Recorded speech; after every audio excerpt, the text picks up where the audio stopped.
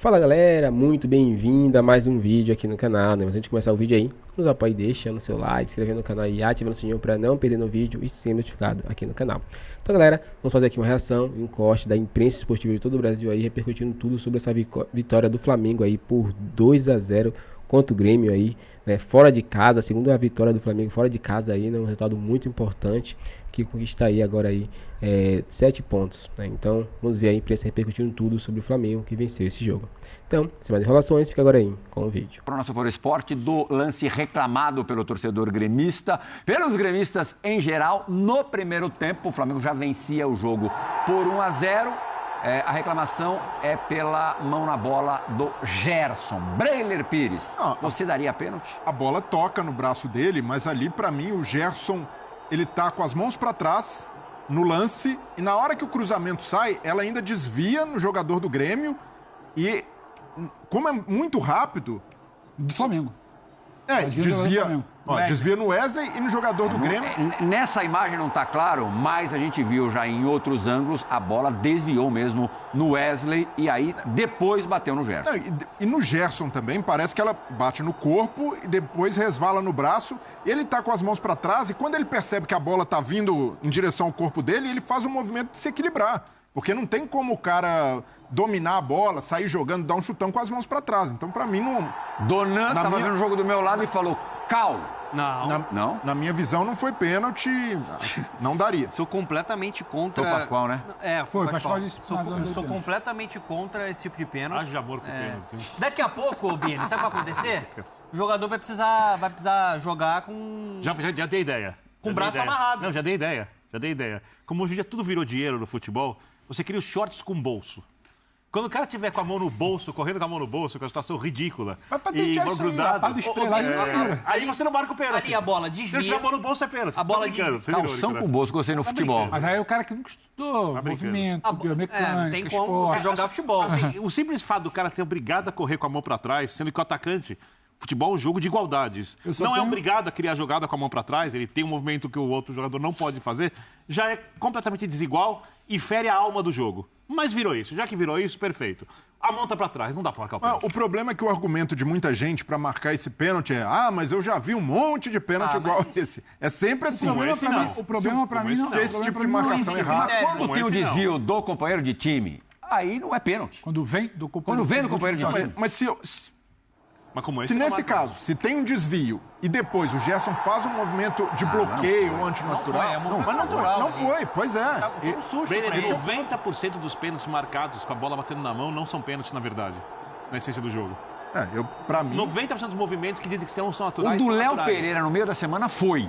Foi pênalti. Ali foi bloqueio. A verdade é que em alguns momentos é mais fácil você utilizar a arbitragem como bengala do que admitir que o Flamengo foi lá e foi muito superior. O Flamengo dominou completamente. Não, o gremista que tá passando a análise do jogo por esse lance, ele não tá entendendo nada. O Flamengo dominou o jogo. No próximo jogo vai entender, ou no outro, porque o time tá jogando muito mal. O meu único ponto, Dona, só pra complementar... O gremista nesse momento tá fazendo duas coisas. Daqui a pouco a gente vai falar do Gustavo Quinteiros. Ele tá reclamando desse lance e tá metendo o pau no Gustavo Quinteiros, só isso. Mas só para passar pro Dona, o meu único questionamento é, eu tô de acordo com a não marcação hoje. Só que eu também sei que daqui a 4, 5 rodadas, depois daqui a 10, depois daqui a 20, a gente vai ter um pênalti assim mal marcado no Campeonato Brasileiro. Jogador com a mão para trás? Não, vai ter um mal marcado, porque existe lance com erro no Campeonato Brasileiro. É a primeira rodada. É só isso. Agora eu tô com o Plihal, porque eu fiquei com a sensação no outro ângulo que a gente estava vendo ali a transmissão, que ela respinga no final do Wesley. Então, do jogador pro Gerson não daria. E não é um movimento que ele tá assim, tá imprudente, tá marcando assim, ou tá passeando dentro da área com a mão assim. Ele tá no movimento para tirar, de prudência. É um movimento natural de quem tá jogando futebol. E isso é um debate... Ramon Abate-Abel acertou essa. Foi bem. Vale o papo com o Felipe Luiz, vale o papo aqui na mesa, mas o jogo não passou por isso. Ele também acerta, Ele trabalhou hoje num dos principais jogos da rodada, depois de uma atuação brilhante na rodada anterior no Atlético Mineiro em São Paulo. É isso, expulsão. Agora, eu achei engraçado o Felipe Luiz. Temos grandes árbitros nesses 5 anos aqui no futebol brasileiro. Por aqui, o Klaus. Ele falou mais um nome que eu não consegui pegar na hora e parou por aí. Podia ser o Klaus. É o Klaus. Mas eu até prefiro quando a gente não sabe o nome do árbitro. Sinal que tá fazendo bem o trabalho. Então, mas ele tentou achar o nome bom, não o nome ruim. E não conseguiu passar de 2. Também temos poucos. Bom, vamos tentar achar algum ponto vulnerável no Flamengo. Para o Birner foi irretocável. Para alguns rubro-negros, a escalação de início como titular do Michael, não sei se é um erro do Felipe, mas pode não ser a melhor escolha. Ele tendo Plata e o Luiz Araújo. Você faria a mesma opção do Felipe Luiz, Pedro Ivo Almeida? O Felipe Luiz deixa muito claro. Vai jogar, ele vai escolher quem tiver melhor. Talvez o Michael não seja a melhor fase técnica, mas era quem tinha para começar. E o Plata foi utilizado no segundo tempo quando ele precisou descansar o Gerson. E o Cebolinha, que vinha muito questionado, entra no segundo tempo também, e é ele que inicia o lance do segundo gol, que depois o Grêmio estende um tapete ali para o Arrascaeta passear, e aí o Arrascaeta com campo, com tempo, com tranquilidade para parar, para pensar, para conduzir, para tirar do goleiro, faz o gol. Então é muito delicado. Tinha gente no meio da semana que estava questionando o Cebolinha. Hoje ele acaba fazendo um bom papel nesse segundo gol. O Michael, para mim, não vive o seu auge técnico, está perto do seu auge técnico, já foi muito importante em muitos momentos do Flamengo, mas o Felipe Luiz, ele fala na primeira resposta dele, se eu não me engano, que ele fala, eu pensei o jogo de um jeito, o Grêmio não veio dessa maneira, o que até facilitou, ele só não falou com essas palavras, ele achou que o Grêmio ia povoar o meio de campo e tentar um encaixe com os volantes, travar a circulação de bola e a criação do Flamengo. O Grêmio foi lá em cima. E o Flamengo saiu muito rápido. Primeira linha, segunda linha, e depois acelerava. O Arrascaeta com espaço pelo meio, entre linhas ali atrás da linha, e entre o zagueiro e o lateral, e o Gerson também passando. Não necessariamente o jogo passaria pelo Michael para falar, o Michael não foi bem, então o Flamengo não fez mais gols por isso. Acho que tem uma dose também um pouquinho mais emocionada, exagerada com o Michael por ali, como já teve com o Cebolinha também. Eu até concordo que o Cebolinha entrou... Ou até com o Bruno, quem achou que ele poderia ter feito coisa melhor hoje. Eu até concordo que o Cebolinha entrou melhor que o Michael no segundo tempo, fez um bom jogo o Cebolinha, só que o Cebolinha também vem embaixo. Sim, mas não é por causa disso que a gente vai descartar o cara. Exatamente, só que tem outra coisa que a gente tem que pensar. O Plata, no jogo de meio de semana, ele precisou no segundo tempo jogar praticamente como um lateral barra ala.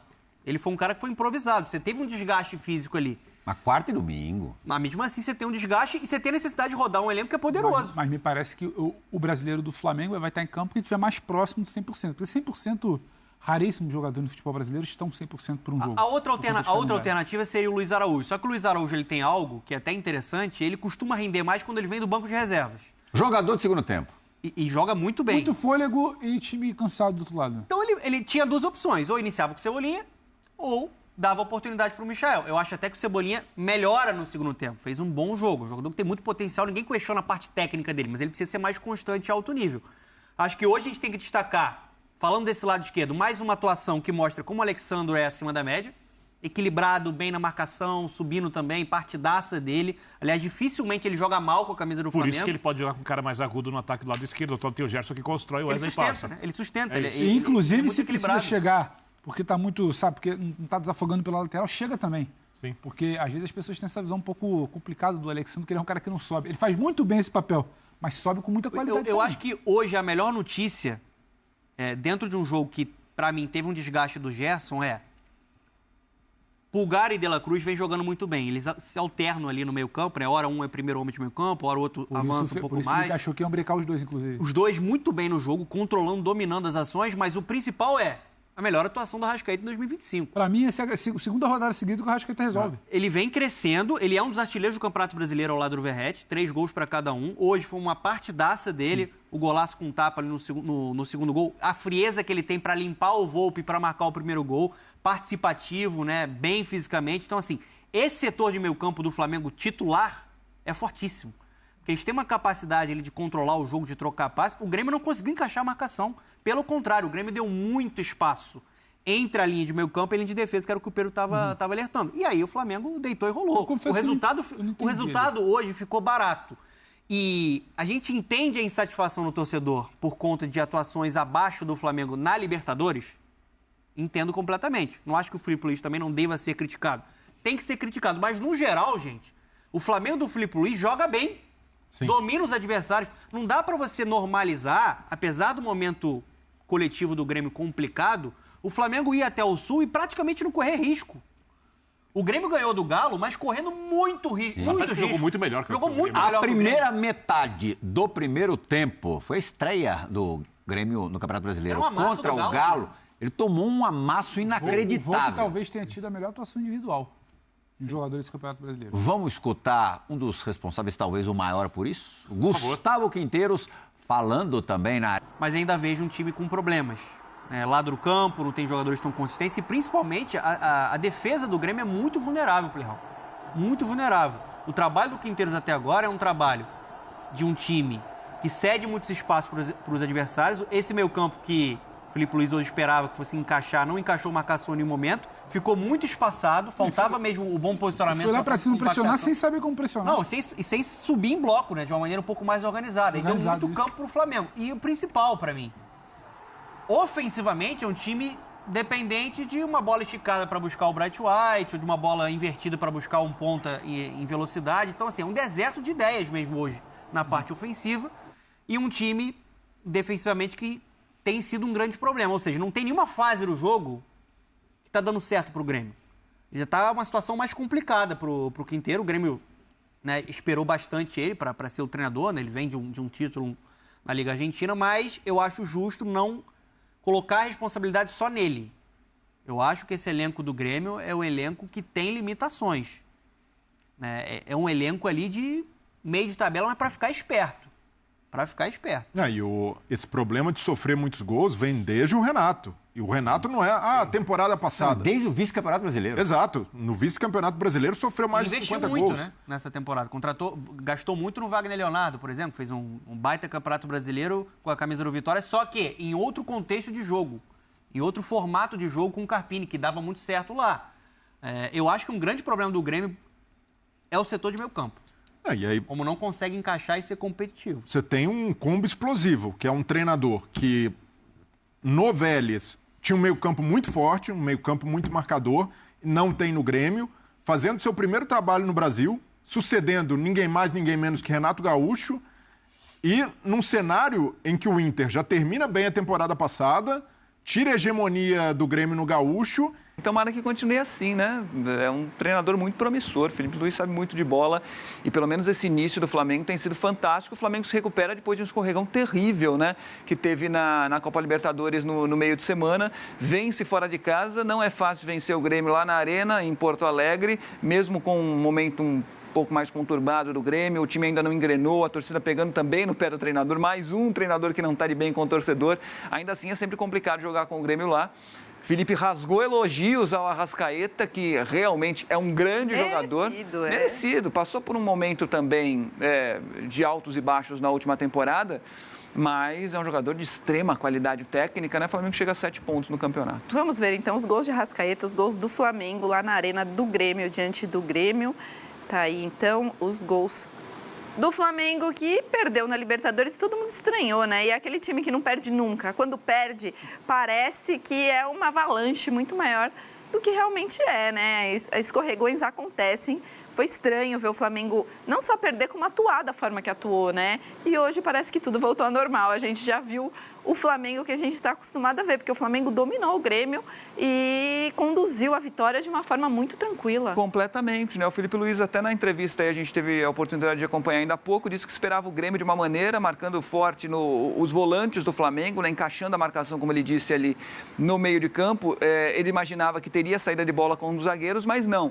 Mesmo com o Grêmio deixando um pouquinho o meio mais aberto para o Flamengo jogar com os volantes para encaixar essa marcação um pouco mais atrás, por isso que o Felipe disse, a gente teve problemas na progressão depois, né, porque tinha mais jogador do Grêmio atrás da linha da bola, o Flamengo começava a jogada, mas tinha dificuldade para continuar essa jogada. Ainda assim, tendo de mudar um pouquinho a estratégia daquela que o Felipe tinha pensado antes do jogo, o Flamengo, como você disse, dominou a partida, foi superior ao Grêmio. É que o escorregão no meio de semana foi muito forte, né? Porque assim, perder já não é muito normal jogando em casa pela Libertadores. Perder para um time que realmente é muito pequeno, né? O Central Córdoba da Argentina é um time minúsculo, né? Então o Flamengo realmente surpreendeu negativamente o seu torcedor, mas agora acho que a coisa entra no lugar.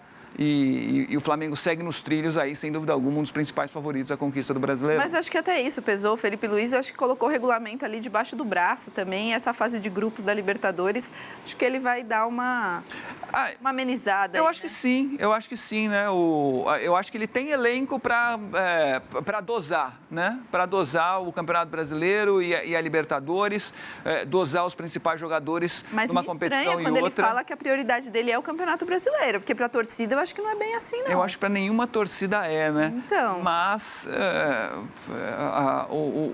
é aquela declaração para tentar tirar o foco da peso, Libertadores, com certeza. E assim, a derrota em casa, como eu disse, pela Libertadores não era esperada contra um time pequeno, mas o Flamengo venceu fora na estreia, né? Então, teoricamente, ficou elas por elas. Pensando em classificação, não precisa nem se assustar. O Flamengo tem time suficiente, ainda tempo suficiente para se recuperar e se classificar na primeira posição do grupo. É que uma derrota dessa em casa é meio chocante.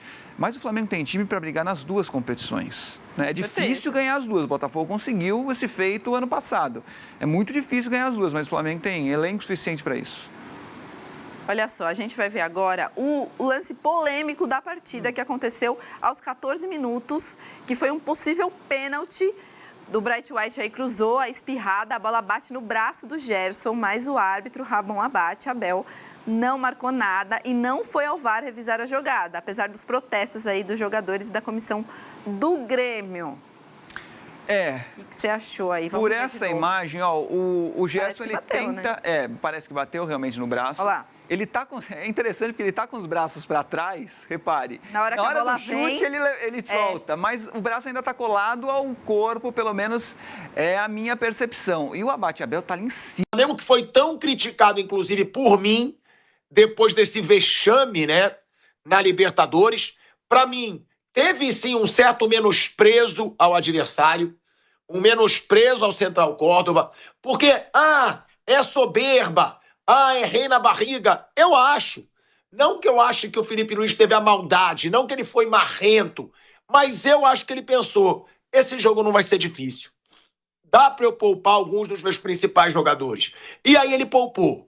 Perdeu, vexame no Maracanã para um time pequeno da Argentina, mas aí, no jogo para o qual ele poupou, o Flamengo entrega um resultado fora de casa, vence com 2 gols do Arrascaeta e com polêmica de arbitragem. A polêmica de arbitragem, a gente vai falar já, que foi esse lance polêmico ali de um possível pênalti do Gerson, que não foi marcado.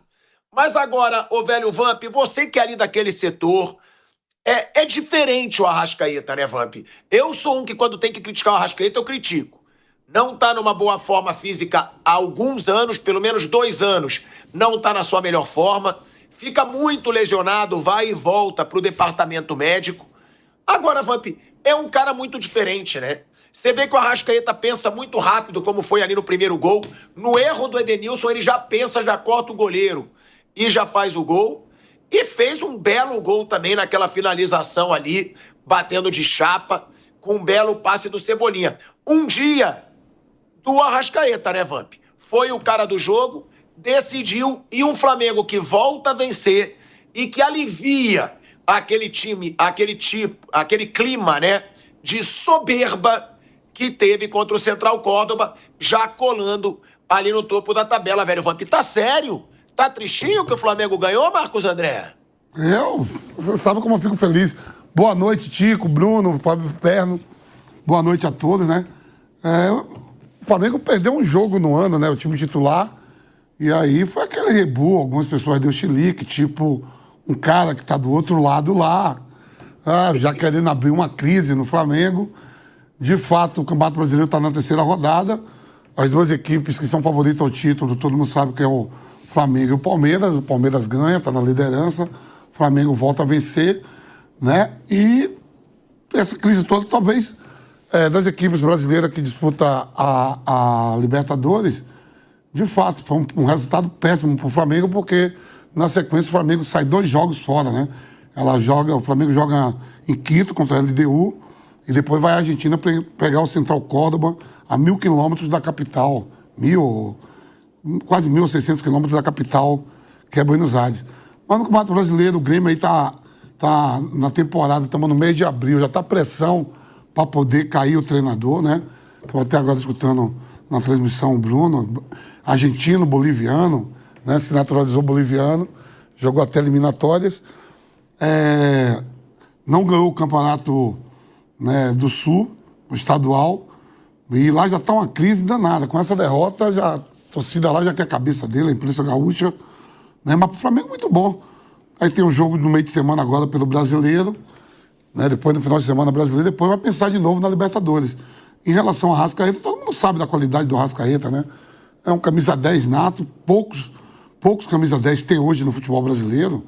Se você pegar dedo aí, você conta 5 e olha lá na mão grande, né? Você vai pegar o Arrascaeta, o Matheus Pereira, o Alan Patrick, o Ganso agora joga mais recuado. Então, o Garro, que é um camisa 10 também, Rafael Veiga, mas do estilo do Arrascaeta, a elegância técnica é diferente. E o problema do Arrascaeta sempre foi os problemas de lesões, né? Sempre nunca está 100% inteiro, mas quando ele está bem, ele entrega, que nem entregou hoje aí, mais 3 pontos pro Flamengo. Foi assim semana passada contra o Vitória, gol dele também. Quer dizer, terceira rodada do Brasileiro, o Arrascaeta já tem 3 gols. E só para acabar com o teu veneninho, né? Teu veneninho de cobra, né? Ninguém quis criar crise no Flamengo. Agora, é lógico que eu vou criticar. É lógico que eu vou criticar quando tem que ser criticado. Ué, quando tem que ser criticado eu vou ficar aqui só babando ovo? O cara poupou 3 dos principais jogadores do Flamengo hoje num jogo de Libertadores dentro de casa. Pra mim errou feio. Pra mim tem que ser criticado. Contanto que eu falei, eu sou o que mais elogio o Felipe Luiz. Não acho, tem que ser criada uma crise. Não, mas errou feio. E tem que aprender com o erro dele. Porque foi soberba sim, menosprezou o adversário sim, desrespeitou a Libertadores sim. E agora vai pagar caro, meu amigo, porque agora vai jogar na altitude. Se não ganhar na altitude, vai começar a viver um drama na primeira fase da Libertadores que poderia não passar. Então não foi que eu tentou criar uma crise, mas critiquei. E critiquei com vontade.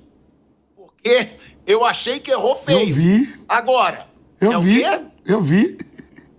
Agora, eu tô entendendo agora a sua carinha, né? Você tava muito sério. É porque eu acabo de ver a tabela do Brasileiro e não vejo ninguém à frente do Flamengo. É por isso que a carinha do Marcos André... olha a carinha dele, já mudando de novo. É só falar em Flamengo líder que ele começa a dar uma cambaleada. Eu acabei de falar, os 2 favoritos ao título tá com 7 pontos. Só que tem muita coisa aí no campeonato, tem Libertadores, tem muita coisa para acontecer durante a temporada. E tem uma coisa, né, Vamp? O Inter ainda não jogou na rodada. O Inter joga hoje, né? Já tá jogando... Não, pega o Fortaleza. Tá jogando contra o Fortaleza. Ou seja, o Inter também pode brigar ali por essa liderança que foi do Palmeiras até a rodada de hoje. Agora o Flamengo assume a liderança. A gente vai falar sobre a polêmica da arbitragem, né, que teve aí esse possível pênalti do Gerson. Olha aí, Bruninho já tá com a gente também, Fábio Piperno. E já para acabar com quem fala, o pilhado é clubista quando é pro Flamengo. Achei pênalti. Eu falo, só que aí o bando de chato, quando eu falo do Flamengo, eles somem.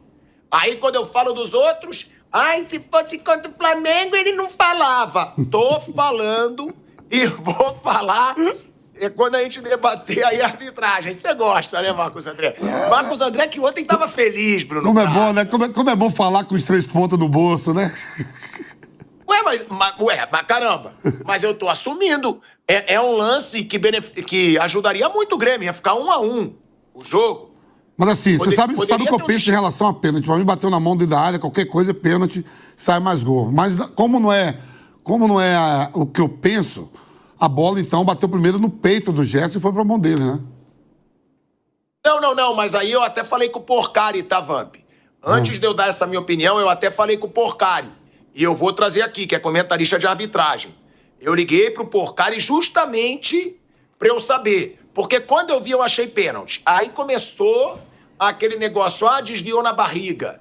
Não desviou na barriga. Aí eu perguntei pro Porcari, se desviou na barriga, é pênalti do mesmo jeito? E aí eu vou trazer aí um posicionamento do Porcari. Agora, Fábio Piperno também tá tristonho, também tá vendo o Flamengo na liderança do Brasileiro, né, Fábio Piperno? E outra, o Flamengo foi melhor que o Grêmio, né? Eu achei que o Grêmio foi prejudicado pela arbitragem, tá? Acho que foi pênalti, a gente vai falar já do lance, mas o Flamengo foi melhor o jogo inteiro, Piperno. Flamengo atacou mais, Flamengo teve mais chances, mesmo sendo... Não foi um jogo maravilhoso do Flamengo, mas foi convincente e foi melhor que o Grêmio, né, Piperno? Então, boa noite a todos. Primeiro que eu poderia te dizer que a minha tristeza acaba quando eu olho a tabela da Libertadores, né?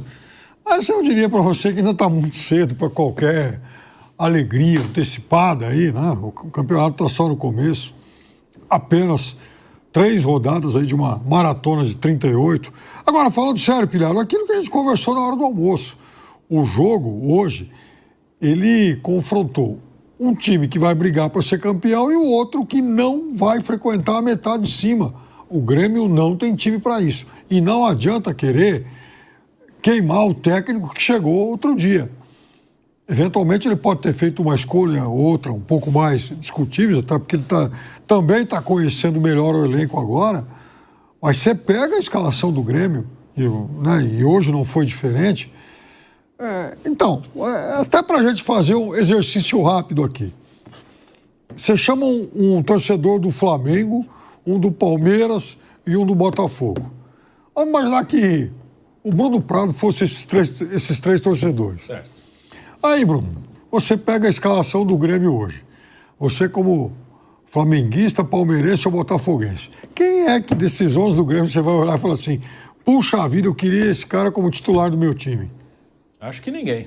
Então... Tô tentando pegar algum nome aí. Eu gosto do Vilha Sante, talvez, mas assim... Nada, não tem nada. Exato, mas aí... sabe, tem gente que ilude o torcedor. E assim, iludir torcedor não é a coisa mais difícil do mundo, né?